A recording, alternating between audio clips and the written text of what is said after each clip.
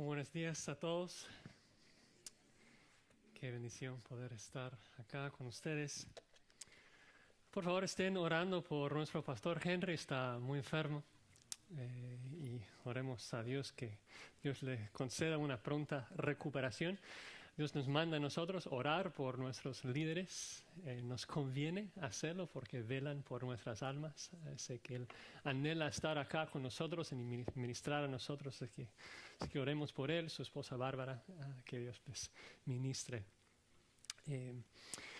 Ayer cuando Él me contactó pidiendo que predicara, inmediatamente fui a Efesios 6 para pensar en la armadura de Dios porque es donde he estado recientemente en el servicio principal, pero sentía como incómodo, sentía hasta como tristeza en mi corazón porque en esos días mi corazón está con los profetas menores. De hecho, hoy era el día que iba a empezar con el estudio de los profetas menores en la clase de la primera hora.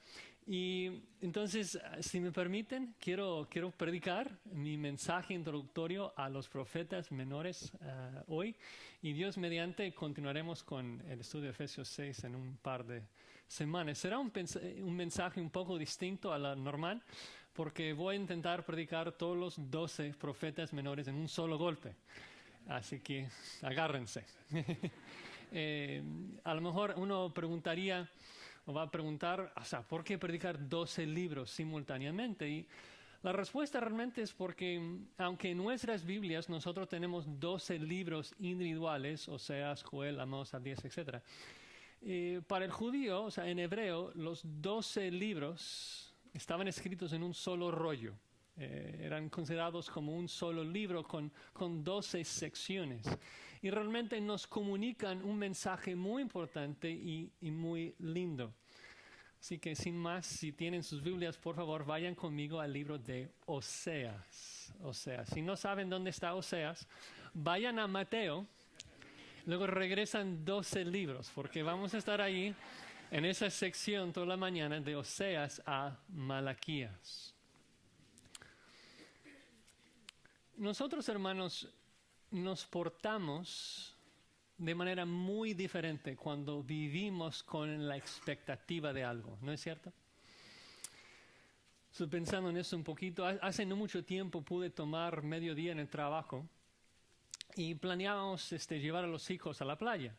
Entonces tan pronto llega a las 12 del día, salgo al coche y entro en el coche y llamo a mi esposa para avisarle de que ya voy en camino.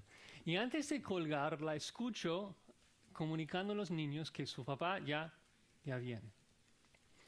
Bueno, llego a la casa y la recámara de los niños completamente arreglada, ellos bien vestidos, peinados, toda la casa limpia. Digo, interesante. Es decir, que puedes decir a un niño, limpia tu recámara, y quién sabe si lo hace o no. Pero si le dices, vamos a la playa, tan pronto tu recámara esté limpia, porque en unos minutos llega tu papá, ahora es otra cosa. Es otra cosa. Eso no solamente tiene que ver con la expectativa de bendiciones, tiene que ver con la expectativa del castigo también. Lo mismo pasa. Yo creo que todo padre ha vivido la experiencia. Yo recuerdo que pasa de vez en cuando, que termino con el trabajo, entro en el coche, llamo a mi esposa para ver cómo le ha ido. Me comenta de su día y me comenta que un hijo a lo mejor no se ha portado bien. El hijo está ahí escuchando a su mamá hablar con su papá, diciéndole que no ha obedecido. Bueno, pasa solamente unos 8 minutos para que yo llegue a la casa. Ahora, ha pedido perdón de su mamá como 10 veces. Está corriendo por todas partes tratando de cumplir con todo lo que no ha hecho todo el día. Y su cara roja, dando evidencia de su llanto. ¿Por qué? Porque espera que su arrepentimiento minimice la cantidad de consecuencias que va a recibir. Es sabio. Pero vean cómo es que la expectativa tanto del juicio como la bendición afecta de manera radical la forma que andamos y obedecemos. Eso precisamente es el mensaje de los 12 profetas menores. El hecho de vivir con la expectativa tanto de la ira de Dios como de la bendición de Dios, nos insta a vivir de manera diferente, nos insta a andar en santidad y estar listos para su venida. Durante toda la historia de Israel, el mensaje de los profetas realmente era igual. Pero en particular en los 12 vemos esas dos exhortaciones de manera muy, muy clara. Primero, arrepentíos porque el gran día de la ira de Dios viene pronto. Y segundo, arrepentíos porque pronto Dios va a restaurar al arrepentido y no quieres perder el reino. No quieres estar desprovisto de ese día. Así que en esta mañana vamos a ver esas dos razones por las que debemos vivir en santidad. Primero, Dios, hermanos, pronto va a juzgar al pecador. Y segundo, Dios pronto va a restaurar al arrepentido. Así que primero el juicio. Andaremos en santidad si vivimos con la expectativa que Dios pronto juzgará al pecador. Ahora, cuando yo digo eso de que Dios pronto va a juzgar al pecador, la primera reacción de cada ser humano debe de ser, bueno, yo soy pecador, debo arrepentirme para evitar ese juicio, pero tristemente no es así. No importa de quién estamos hablando, si hablamos de los de Judá o de Israel o de los Estados Unidos. No importa el tiempo, si hablamos de Israel antes de su cautiverio, después o ahora mismo. Lo que siempre ha caracterizado al ser humano es esto. No solamente que somos pecadores, sino que negamos nuestro pecado. Pensamos que nosotros que merecemos estar con Dios, que debemos estar allí con Él en el cielo. Entonces veremos en los profetas menores cómo es de que Dios tiene que demostrar y probar a los israelitas de que ellos merecían su ira y que venía pronto. Vamos a empezar con Oseas, comenzando en el versículo 2 del capítulo 1. Oseas, capítulo 1, versículo 2. Observen ahí que dice Oseas 1:2, el principio de la palabra de Jehová por medio de Oseas. Dijo Jehová a Oseas, ve, tómate una mujer fornicaria e hijos de fornicación, porque la tierra fornica apartándose de Jehová. Imagínense, la ilustración es tan vívida, ¿no? Ellos pensando que no habían ofendido a Dios, de que ellos andaban rectamente, y Él da esta imagen. ¿Cómo se siente el marido, hermanos, cuando su esposa está fornicando con otro hombre? ¿Puedes imaginar el dolor, la tristeza, el enojo que un esposo siente cuando se entera de que su esposa está cometiendo adulterio con otro hombre?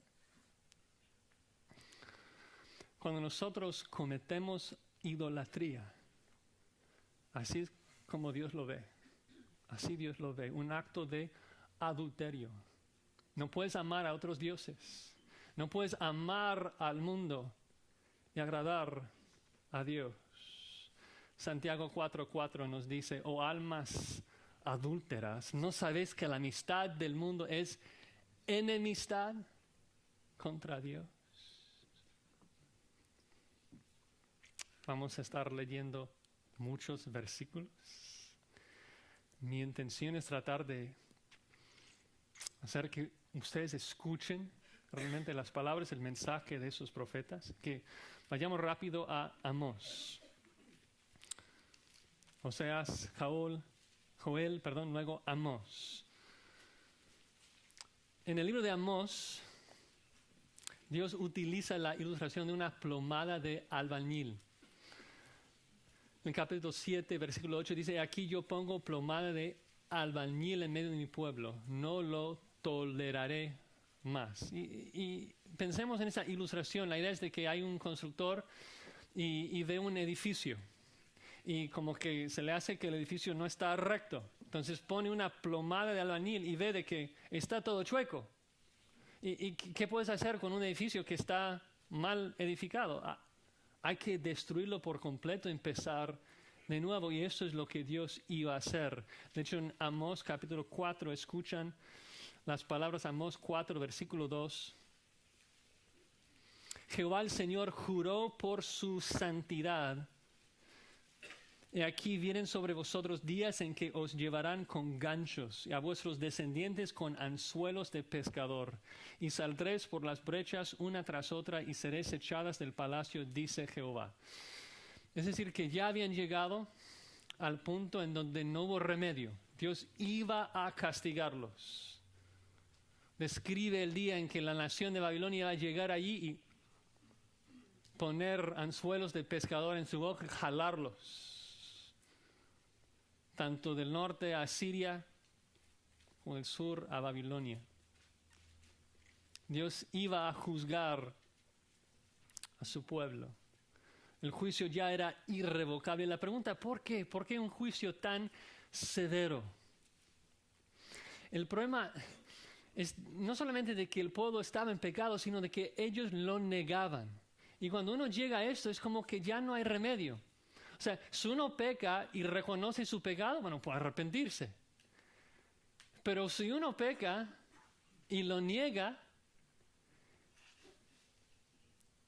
no hay remedio. Si uno no entiende de que va mal camino, jamás va a dar retorno. Ellos estaban diciendo, hoy debemos orar que Dios venga. Estaban anhelando y hablando del gran día de Jehová. Pensaron de que Dios iba a venir a estar con ellos y pelear por ellos. Entonces anhelaban y hablaron del gran día de Jehová. Porque pensaron que eran justos y cuando Jehová venía iban a aprobar su justicia y pelear contra las naciones. Y Jehová dice, no es así.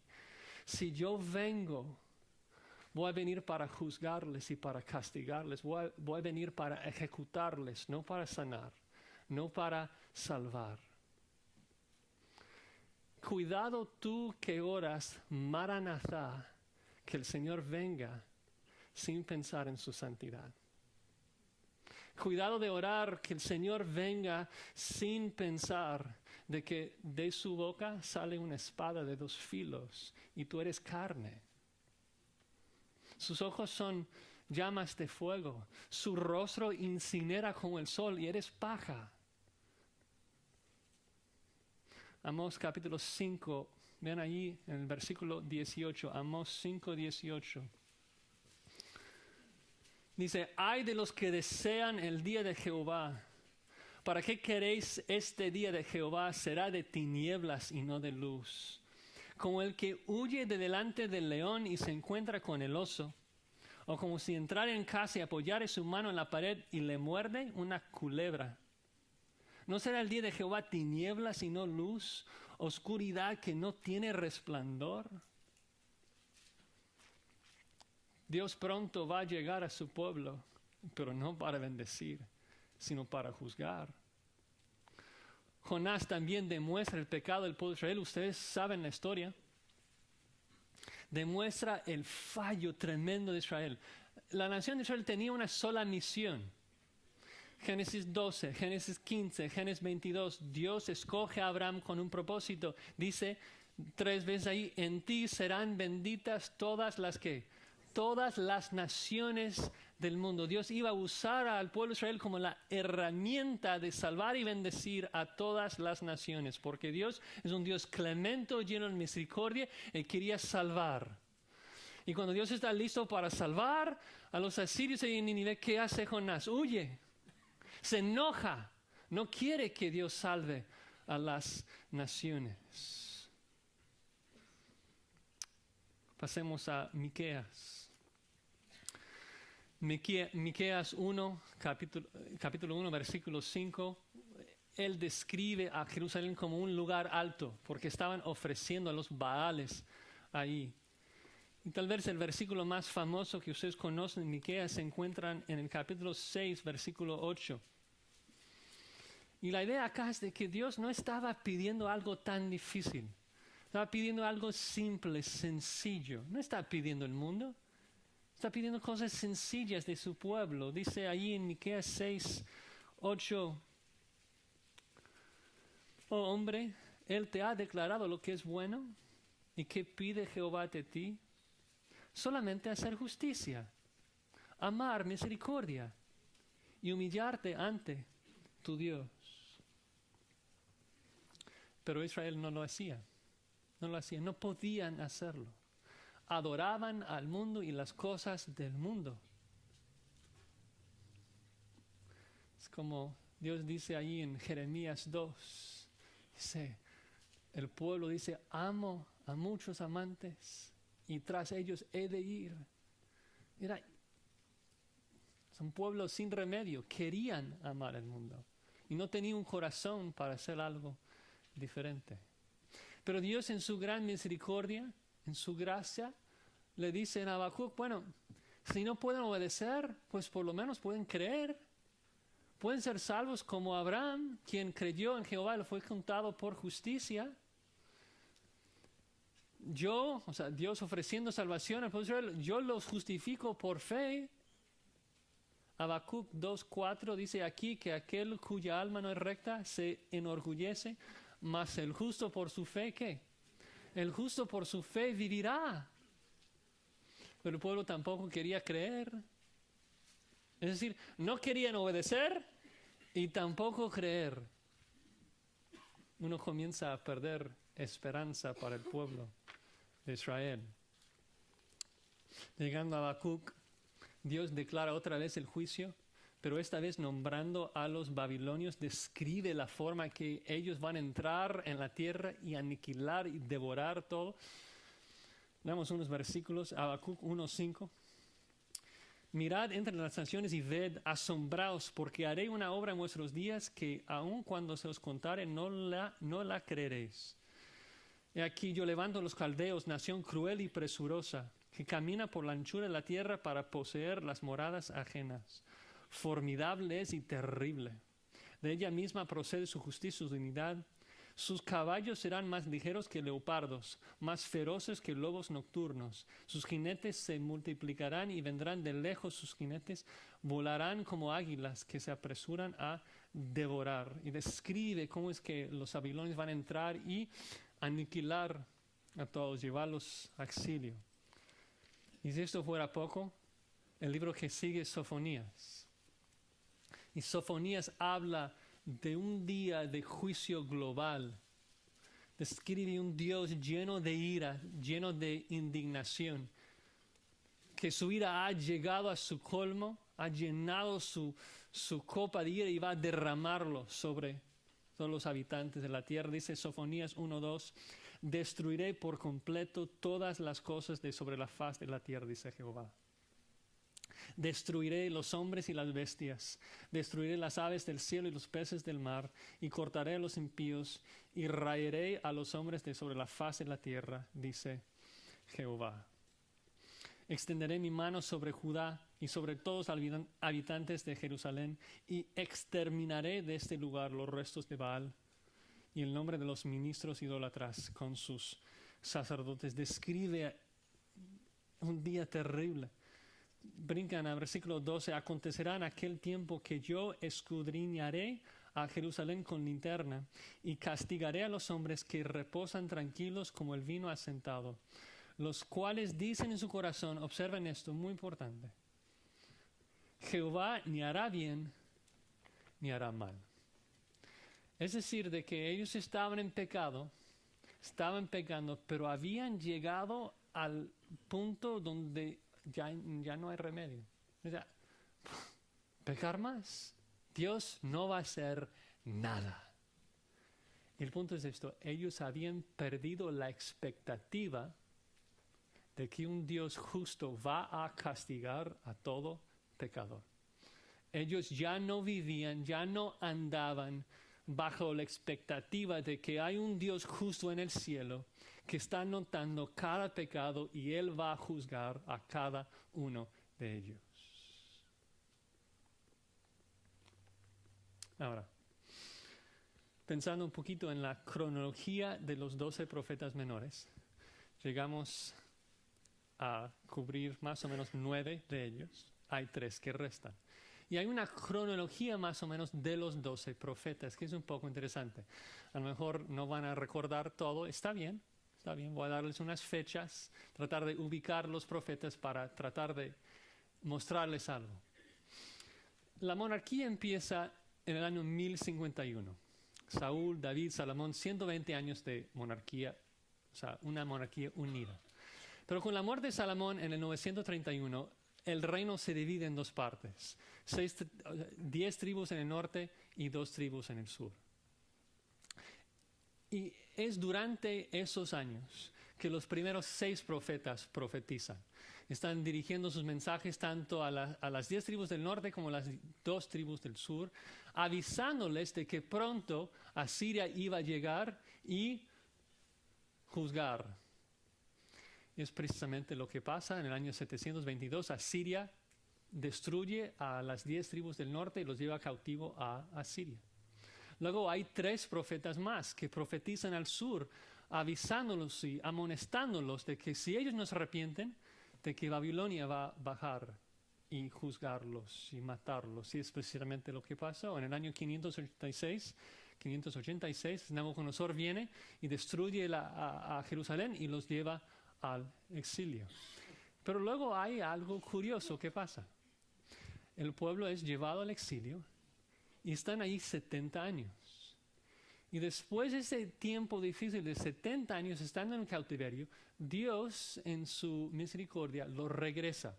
Ciro decreta su regreso en el año 538 y pueden regresar a la tierra.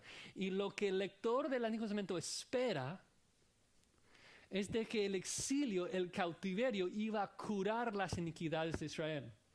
De que después de haber recibido su disciplina, iban a ser diferentes. Es decir, cuando nosotros disciplinamos a nuestros hijos, esperamos de que después de recibir la disciplina, ahora se van a portar de manera diferente. Entonces hay 3 últimos profetas que hablan al reino ahora regresado. Y la pregunta es, ¿ahora ellos son mejores? ¿Ellos han aprendido la lección del exilio? ¿O van a ser igual de pecadores? Y la respuesta obviamente es, son iguales. Pero también quería explicar esa cronología por 3 otras razones en esos 12 libros. Primero, porque mucha gente dice de que este día que describen los 12 profetas, del gran día del juicio de Dios, realmente describía la destrucción de Jerusalén. Y eso ya pasó, entonces no es relevante. No puede ser, porque los últimos 3 profetas están profetizando después de la destrucción de Jerusalén y siguen hablando de ese día. Y lo describen como un día del cual no hay semejante. Dicen que no hay día semejante a él, ni antes ni después. Un día de juicio global, es decir, que están hablando de la gran tribulación, el día de la ira de Dios. Entonces, lo que esos profetas escriben es futuro para nosotros también en muchos lugares. Segunda razón. Curioso ver esas palabras que describen el juicio de Dios, porque de un lado hay varias profecías que tienen que ver con un juicio cercano que ellos ya experimentaron.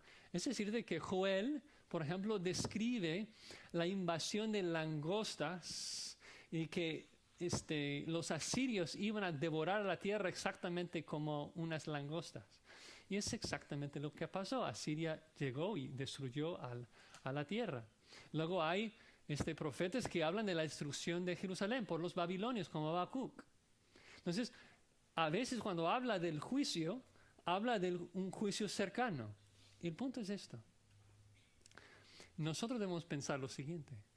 Si las profecías que los profetas declaraban, que describían una destrucción por Asiria, por Babilonia, si esas profecías se cumplían con exactitud, con precisión, la cantidad de tiempo y todo exactamente como Dios lo había descrito, entonces cuando Él habla de un día de juicio final, Él va a cumplir su palabra, ¿cómo? Con la misma precisión. Cuando Dios dice, mira, voy a traer a los asirios para destruirlos y luego pasa. Y luego voy a traer a los babilonios y ellos los van a destruir y luego pasa. Y luego dice, y habrá un día final donde Dios derrama toda su ira contra el impío. Entonces, ¿qué sabemos? Que va a pasar con la misma precisión, es seguro. En la tercera lección ya lo mencioné. Es de que estamos pensando que Israel va a aprender la lección, pero no. De hecho es peor. Cuando regresen del cautiverio son peores. Se jactan más de su justicia. De hecho recuerden que regresan y edifican sus propias casas súper lindas y la casa del Señor en ruinas. Y Ageo tiene que llamarles. Es para vosotros tiempo de habitar en vuestras casas artesonadas y esta casa desierta. Entonces, la explicación más clara de esa negación de pecado se encuentra en Malaquías. Vayan conmigo a Malaquías capítulo 1. Malaquías 1. Y quiero nada más leer unos versículos que demuestran cómo el pueblo de Israel negaban su pecado y acusaban a Dios. Dice Malaquías 1:2, yo os he amado, dice Jehová. Dijiste, ¿en qué nos amaste? O sea, qué necio. Y Dios explica cómo les había amado. Versículo 6, el hijo honra al padre y el siervo a su señor. Si pues yo soy padre, ¿dónde está mi honra? Y si soy señor, ¿dónde está mi temor? Dice Jehová de los ejércitos a vosotros, oh sacerdotes, que menospreciáis mi nombre. Y decís, ¿en qué hemos menospreciado tu nombre? No hemos hecho nada mal. Versículo 7, ¿en qué ofrecéis sobre mi altar pan inmundo? Dijiste, ¿en qué te hemos deshonrado? Oye, estamos bien. En que pensáis que la mesa de Jehová es despreciable. Cuando ofrecéis el animal ciego para el sacrificio, ¿no es malo? El cojo, el enfermo, ¿no es malo? Ellos estaban trayendo sus sacrificios de animales ciegos y lo peor de su rebaño, ofreciéndolo a Jehová y, oye, ¿por qué no lo aceptas, Dios? Qué necio. Luego en el 2 les acusa más porque ellos estaban trayendo sus ofrendas, no solamente ofrendas malas, pero con una actitud, un pecado terrible. Miren allí en Malaquías 2:13. Dice, esta otra vez haréis cubrir el altar de Jehová de lágrimas, de llanto, de clamor. Así que no miraré más a la ofrenda para aceptarla con gusto de vuestra mano. Mas diréis, ¿por qué? O sea, traen su animal ciego y malo. Oye, Dios, ¿por qué no te agradas con mi sacrificio? Bueno, primero ya lo explicó, es porque es un animal malo. Pero segundo, vean la segunda razón. Porque Jehová ha atestiguado entre ti y la mujer de tu juventud, contra la cual has sido desleal, siendo ella tu compañera y la mujer de tu pacto. Ellos cometiendo adulterio, allí viviendo con otra mujer y traen un animal malo al altar y preguntan, oye, ¿por qué Dios no nos oye?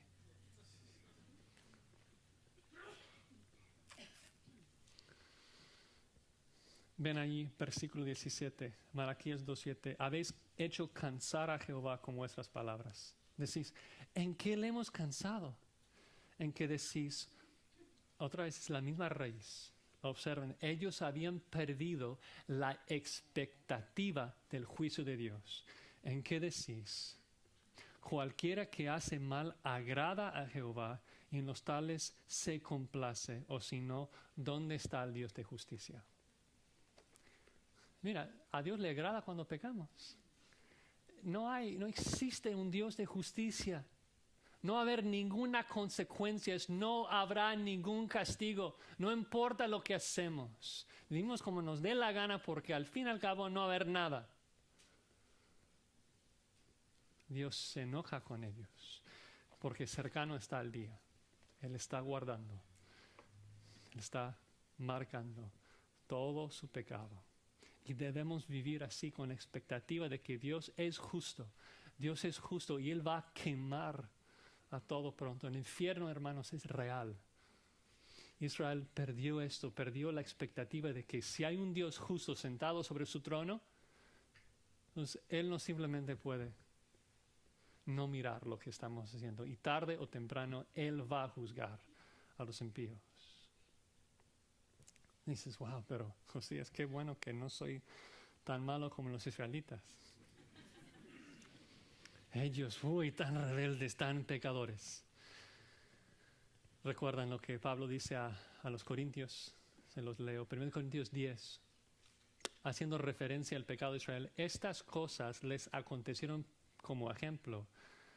Y están escritas ¿para qué? Para amonestarnos a nosotros, a quienes han alcanzado los fines de los siglos. Así que el que piensa estar firme, mira que no caiga. El punto es que somos iguales, somos pecadores y debemos meditar en esto, no solo en nuestro pecado, para confesarlo a Dios, debemos también pensar en su juicio, para arrepentirnos. Debemos pensar, meditar, ¿qué adoras? ¿Qué adoras más de Dios? Lo que sé es que eres un idólatra, eso es seguro. Eso es seguro, la Biblia lo declara. La pregunta no es esto, la pregunta es si lo confiesas a Dios o no, si lo niegas o no. Es serio, piensa en tu vida y pide a Dios que te dé entendimiento, que te ayude a ver las cosas que tú amas y tú adoras por encima de Él. Muchas veces nosotros que somos tan bendecidos, hermanos, hemos recibido tantas bendiciones de Dios, de que comenzamos a adorar a los regalos del dador en vez de adorar al dador. Es precisamente lo que Israel hizo. En Oseas 13:6 describe eso, dice, en sus pastos se saciarán y repletos se ensoberbeció su corazón y por esta causa se olvidaron de mí. Entonces, si vives sin pensar en Dios, si vives en pecado, su juicio vendrá pronto. Y ¿saben qué? A la hora que no esperas, viene pronto. El día de Jehová viene. El fuego está preparado. Jesucristo habla de esto, ustedes lo saben. No tienen que ir allí, pero Mateo 24, versículo 42. Velad pues, porque no sabéis a qué hora ha de venir vuestro Señor. Pero ¿saben esto? Que si el padre de familia supiese a qué hora el ladrón habría de venir, velaría y no dejaría minar su casa. Por tanto, también vosotros estad preparados, porque el Hijo del Hombre vendrá a la hora que no pensáis. Te exhorto, te animo a vivir cada día con la expectativa de que hay un Dios justo sentado sobre su trono. Y Él va a derramar su ira sobre el impío. El fuego viene. ¿Estás listo, amigo? ¿Estás listo para ese día? Si no, arrepiéntate. Pide que Dios te haga listo, que Dios te cubra con la justicia de su Hijo Jesucristo.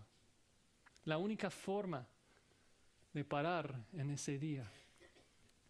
Piense en esa verdad de que hay un Dios celoso y vengador, un Dios lleno de indignación, listo para derramar su ira contra el impío.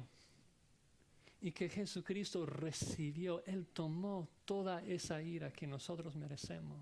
Y si confesamos nuestro pecado y confiamos en Él, Dios nos cubre de su justicia. Es la primera manera que nosotros como cristianos podemos aplicar esa verdad, de agradecer a Dios por la obra que Él hizo por nosotros. Ya para cristianos ya no hay ninguna condenación. Sin embargo, muchas veces como cristianos pensamos, estoy bien, no importa lo que hago ahora. Dios es justo y Él juzga también nuestras obras como cristianos, ¿no? Recuerdan lo que Pablo dice. Dice, si sobre este fundamento alguno edificare oro, plata, piedras preciosas, madera, heno o hojarasca, la obra de cada uno se hará manifiesta, porque el día la declarará. ¿El día de qué? El día del Señor, el día de Dios. Y no es un día lindo, es un día de fuego. Dice, pues por el fuego será revelada. Y la obra de cada uno, cual sea, el fuego la probará.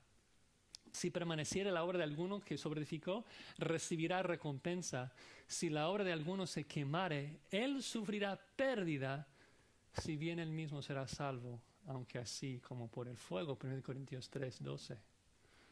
Hay un Dios justo que está sentado sobre su trono y nosotros debemos vivir cada día, cada hora con la expectativa de que Él va a obrar de acuerdo a su justicia. Él está contando, Él está apuntando todos los pecados de todos los impíos. Y aún nosotros como cristianos, está viendo. Habrá un día terrible que viene pronto. Gracias a Dios de que nosotros tenemos el Espíritu Santo y ahora podemos agradecerle y andar en las buenas obras que Él ha preparado de antemano para que anduviésemos en ella. Pero Israel estaba en un lío terrible, ¿no? Porque ellos no tenían el Espíritu Santo. Ellos mismos lo comprendían, recuerdan, ya lo cité, Jeremías 2, el pueblo dice, no hay remedio en ninguna manera porque a extraños he amado y tras ellos he de ir. Tenían corazones de piedra y no podían obedecer. Parece que no hubo esperanza. Sin embargo, un sabio hubiera entendido algo. Un sabio hubiera pensado algo. De hecho, aún el rey pagano de Nínive lo comprendió. Hubiera entendido esto.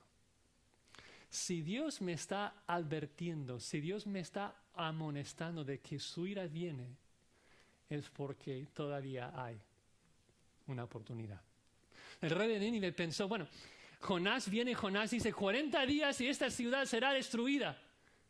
Y el rey pensó, ¿pero por qué 40 días? Pudo habernos destruido hoy. ¿Por qué es que Jehová manda un profeta a nosotros para advertirnos de su ira? A lo mejor hay chance. A lo mejor si nos arrepentimos, no nos destruye. Así que Dios, si conocemos el Dios de los profetas menores, veremos que Dios no solamente es un Dios de juicio, Dios también es un Dios misericordioso que busca bendecir a su pueblo y debemos vivir con la expectativa de que va a restaurar pronto arrepentido, ¿no? Tanto como que no queremos estar desprevenidos para su ira, también queremos estar preparados para su reino cuando llega. Así que regresemos a Oseas. Y vamos a ver cómo en esos 12 libros, cada libro empieza con juicio, con ira, y casi cada libro termina con misericordia y con bendición. No porque Israel lo merecía, estaban cometiendo fornicación, sino porque Dios iba a cumplir su pacto, iba a ser fiel a sus promesas. Había escogido a Israel, iba a cumplir con su promesa. Vean allí en Oseas, comenzando en el capítulo 3. Oseas capítulo 3, versículo 1. Dice lo siguiente. Me dijo otra vez Jehová, ve, ama a una mujer amada de su compañero, aunque adúltera, como el amor de Jehová para con los hijos de Israel, los cuales miran a dioses ajenos y aman tortas de pasas. La compré entonces para mí por 15 siclos de plata y un homer y medio de cebada. Continúa explicando de que en la historia que ilustraba el amor de Jehová hacia Israel, Oseas primero se casa con Gomer, pero luego ella abandona la casa y va y vive con otro hombre. Y después de cometer adulterio, luego ese otro hombre la saca de la casa y Oseas va y la busca de nuevo, aún después de su fornicación, aún después de su adulterio.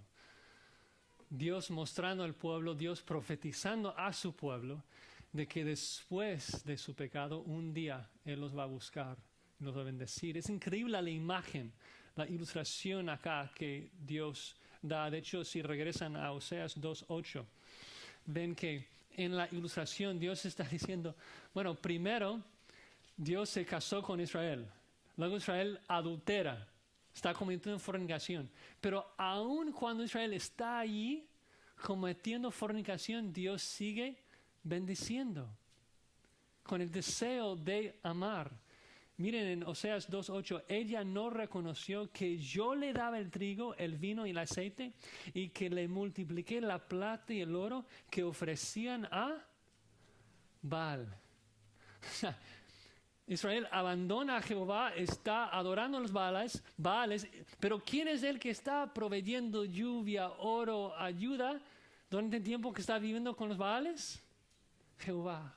¿Por qué? Porque un día va a buscar, va a redimir y va a salvar a su esposa, aunque adúltera. Tanto el amor de Dios para con nosotros. Es increíble cómo Dios tantas veces espera hasta que nosotros hayamos tocado fondo, tan metido en pecado, para que todo el mundo sepa de que la salvación es por gracia. Israel no va a poder jactarse de que ellos habían ganado el amor de Dios. Ellos están fornicando con los Baales cuando Dios promete buscar y salvarlos. Dios es un Dios muy clemente. Aún Jonás entiende eso, porque por eso no quiere ir. Entonces Dios no solamente promete salvar y bendecir, pero promete cambiarlos de adentro. Es el mensaje tan lindo de los profetas menores, de que Dios promete cambiar todo. Promete mandar su Espíritu Santo para cambiarlos de adentro. Promete mandar al Mesías para morir por sus pecados. Promete usar su palabra para mudar sus corazones. No tenemos tiempo para leer todo, pero unos versículos rápidamente. Oseas 14:4, yo sanaré su rebelión, los amaré de pura gracia, porque mi ira se apartó de ellos. Joel, lo mismo. A lo mejor no van a tener tiempo de ir a cada pasaje, pueden por lo menos escucharlo. Joel 2:28 habla de cómo Dios lo va a llevar a cabo. Después de eso, derramaré mi espíritu sobre toda carne. Dice, todo aquel que invocar el nombre de Jehová será salvo. Promete salvar en Miqueas 5:2 a través del Mesías que iba a nacer en Belén. Promete en Nahum usar toda su ira, todo su poder para matar a los enemigos de Israel. Es decir, de que en la primera sección de los libros, Dios hablando de su ira, de su juicio que va a juzgar a Israel. Pero luego, después de curar sus iniquidades, después de salvarlos de su pecado y provocar arrepentimiento en ellos, el mismo Dios vengador, celoso, airado, va a derramar toda su ira, no en contra de Israel, sino en contra de sus enemigos, proveyendo salvación.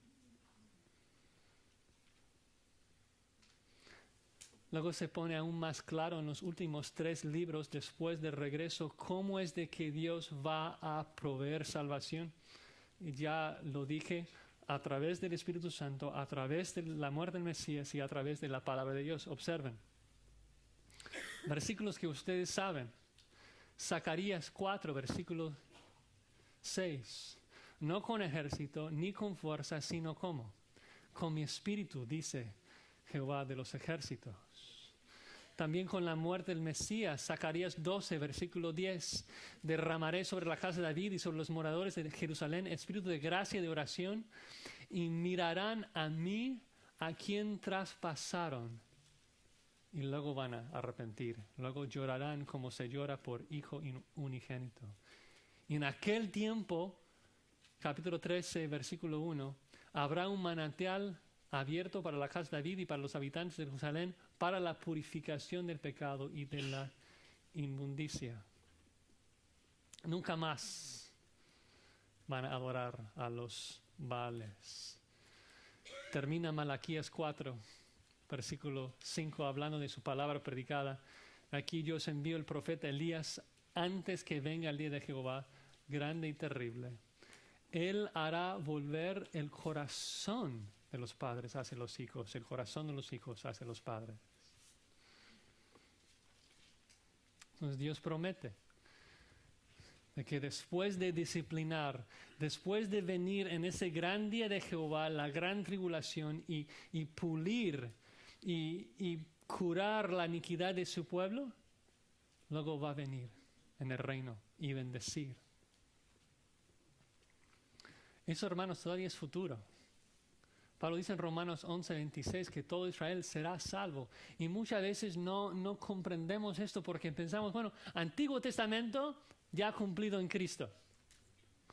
Cuando nosotros hablamos de la salvación, tantas veces pensamos de que la salvación es algo meramente espiritual.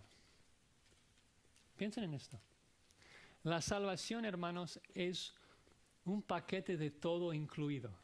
La salvación seguro incluye el perdón de nuestros pecados, lo espiritual, pero también la salvación, como lo profetizan los profetas menores, es algo físico. Habla de la restauración final de todas las cosas. Cuando Jesucristo va a venir a esta tierra, cuando va a reinar con nosotros, estaremos en nuevos cuerpos, reinando con Él sobre una nueva tierra, habitando en una nueva ciudad. Todas esas profecías que se encuentran en los profetas menores siguen siendo futuros. Porque Jesucristo todavía no ha regresado a esta tierra. Dios todavía no ha dado nuevas tierras. Entonces, quisiera tomar unos minutos muy rápido para mostrarles el reino como los profetas menores lo predicen. De que es un reino futuro aún para nosotros. Amós 9:15 dice, pues los plantaré sobre su tierra y nunca más serán arrancados de su tierra. ¿Esto ha pasado? No. Miqueas 4:3, martillarán sus espadas para asadones y sus lanzas para hoces. No alzará espada nación contra nación, ni se ensayarán más para la guerra. ¿Eso ha pasado? Sofonías 3, canta, oh hija de Sión, da voces de júbilo, Israel. Gózate, regocíjate de todo corazón, hija de Jerusalén. Un versículo que cantamos y muchas veces pensamos que estamos viviendo, pero no. Versículo 17, Jehová está en medio de ti, poderoso. Él salvará, pensamos salvación espiritual. Que Jehová está en medio de ti, o sea, ahora. No, se gozará sobre ti con alegría, callará de amor, se regocijará sobre ti con cánticos. Habrá un día, hermanos, cuando Jesucristo viene a la tierra y literalmente estará en medio de nosotros. Literalmente va a cantar esos cánticos. La salvación tiene que ver con el perdón de nuestros pecados, pero la salvación final es una restauración completa, tanto espiritual como físico. Seguro el pasaje más explícito que habla del reino se encuentra en Malaquías 14. Vayan rápido, Zacarías 14.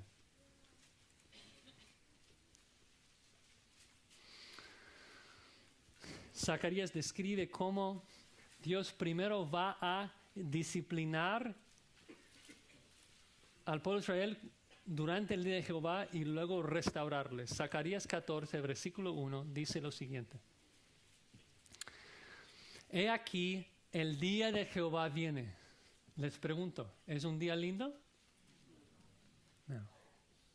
El día de Jehová viene, y en medio de ti serán repartidos tus despojos, porque yo reuniré a todas las naciones para combatir contra Jerusalén. La ciudad será tomada, serán saqueadas las casas y violadas las mujeres. La mitad de la ciudad irá en cautiverio, mas el resto del pueblo no será cortado de la ciudad. Viene pronto, hermanos, el día de Jehová en donde Dios va a juzgar. Pero con su pueblo, el juicio viene, el castigo viene más como disciplina para purificarlos. Y observen lo que dice en el versículo 3. Después saldrá Jehová y peleará con aquellas naciones como peleó en el día de la batalla. Y se afirmarán sus pies. ¿Los pies de quién? De Jehová. Se afirmarán sus pies en aquel día sobre el monte de los olivos, que está frente de Jerusalén al oriente, y el monte de los olivos se partirá por en medio. ¿Esto se ha cumplido? ¿Cómo se encuentra, hermanos, el monte de olivos hoy? ¿Está completo o está partido en dos? Está completo. Eso no ha pasado. De hecho, en Hechos capítulo 1, versículo 11, recuerdan de que cuando Jesucristo, después de su resurrección, está ascendiendo al Padre, de que los discípulos quedan ahí atónitos viéndolo ascender, y los ángeles le dicen: ¿por qué estás ahí viendo al cielo? Jesucristo, en la misma forma que ascendió, va a regresar. Ascendió desde el monte de los olivos y va a regresar igual allí. Y cuando sus pies, los pies de Jehová, tocan el monte de los olivos, se partirá de en medio y realmente va a pelear por nosotros y vamos a reinar juntos con Él. La pregunta, hermanos, ¿estás listo para ese día? ¿Estás listo? ¿Listo para el reino? ¿Listo tanto para la ira de Dios como esa bendición de poder reinar con Cristo para siempre? ¿Cómo es que Dios te va a encontrar en ese día? Estoy seguro, porque siempre ha sido así en la Biblia. Estoy seguro que hay muchos que me escuchan que están pensando: pero Josías, esto es del Antiguo Testamento. Y tú puedes gritar todo lo que quieras, diciendo de que el día está cercano y que pronto viene, que Jesucristo puede regresar hoy o mañana. Pero ¿sabes qué? Ellos estaban diciendo eso hace 2500 años, de que ya viene y no ha pasado nada. Todo sigue igual. No va a regresar. Jehová no hará ni bien ni mal. ¿Cómo me vas a decir que el día está cercano? Vamos, ven conmigo por favor a 2 de Pedro. 2 de Pedro capítulo 3. Y vamos a terminar acá. 2 de Pedro capítulo 3, comenzando en el versículo 3. 2 de Pedro 3:3. Sabiendo primero esto, que en los postreros días vendrán burladores, andando según sus propias concupiscencias, diciendo: ¿dónde está la promesa de su advenimiento? Porque desde el día en que los padres durmieron, todas las cosas permanecen así como desde el principio de la creación. Pedro comenta: estos ignoran voluntariamente que en el tiempo antiguo fueron hechos por la palabra de Dios los cielos y también la tierra, que proviene del agua y por el agua subsiste. Por lo cual el mundo de entonces pereció anegado en agua. Pero los cielos y la tierra que existen ahora están reservados por la misma palabra, guardados para el fuego, en el día del juicio y la perdición de los hombres impíos.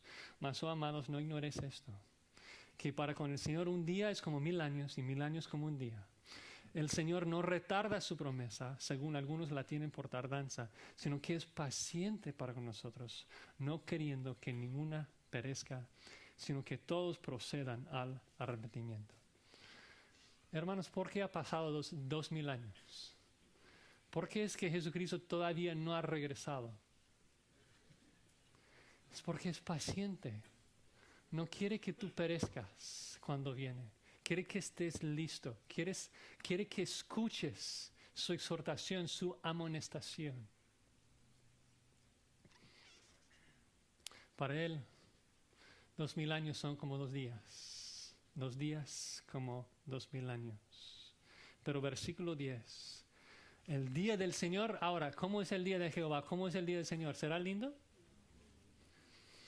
El día del Señor vendrá como ladrón en la noche, en el cual los cielos pasarán con gran estruendo y los elementos ardiendo serán deshechos, y la tierra y las obras que en ella hay serán quemadas. La pregunta es esta.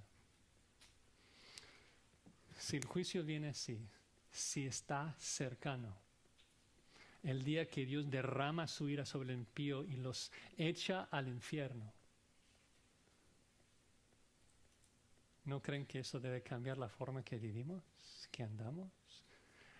Tener la expectativa de que un Dios justo, sentado sobre su trono, eso debe cambiar radicalmente la forma que vivimos. Pedro lo dice, versículo 11, puesto que todas estas cosas han de ser deshechas, ¿cómo no debéis vosotros, se dirige a cristianos, cómo no debéis vosotros andar en santa y piadosa manera de vivir, esperando y presurándoos para la venida del día de Dios, el día de Dios, un día difícil, en el cual los cielos encendiéndose serán deshechos y los elementos siendo quemados se fundirán?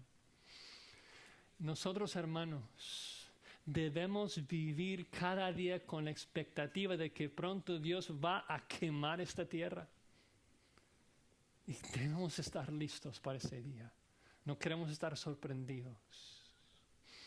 Pero no solamente esto. Pedro sigue hablando, dirigiéndose a los cristianos también. Versículo 13, observen. Pero nosotros esperamos según sus promesas cielos nuevos y tierra nueva en los cuales mora la justicia. Debemos estar anhelando cada día, cada hora, pensando, pronto Dios va a regresar a esta tierra. Pronto Cristo va a plantar sus pies sobre el monte de los olivos, lo va a partir de en medio, va a reinar acá, va a crear de nuevo esta tierra. Y vamos a reinar con Él en el reino eternamente, sin pecado, sin dolor. Será maravilloso. ¿No quieres perderlo? Debemos arrepentirnos y estar listos para ese día. Dice Pedro en versículo 14, por lo cual, oh amados, estando en espera de esas cosas, procurad con diligencia ser hallados en Él sin mancha e irreprensibles en paz. Vamos a echar ganas para trabajar para la gloria de Dios, estar listos para ese día. Queremos vivir con esa expectativa de que Dios pronto va a juzgar el impío. No quiero ser encontrado entre ellos. Y pronto Dios va a venir y bendecir y dejar entrar a nosotros su reino. Y queremos estar listos, hermano. Que Dios nos haga listos. Vamos a orar.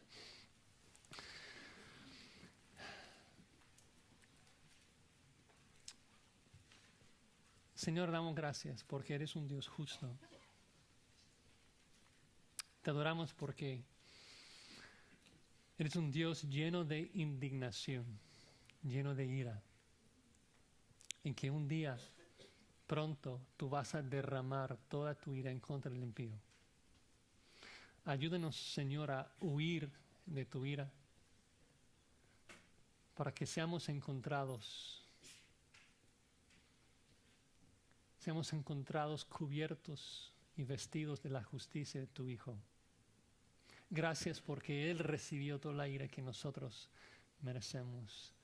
Y gracias porque nosotros, en vez de esperar juicio, ahora podemos esperar el reino, podemos esperar y anhelar ese día en que tú vas a regresar por nosotros y que vamos a reinar juntamente con nuestro Señor y Salvador Jesucristo. Ayúdanos a vivir cada día con esa expectativa de vivir con esa esperanza viva de que un día reinaremos con Él, porque tú siempre cumples tu palabra y todas esas promesas que escuchamos en los profetas menores las vas a cumplir. Tú eres poderoso para hacerlo. Así que oremos. Maranatha, que vengas pronto, Señor, por nosotros. Anhelamos estar contigo. Amén.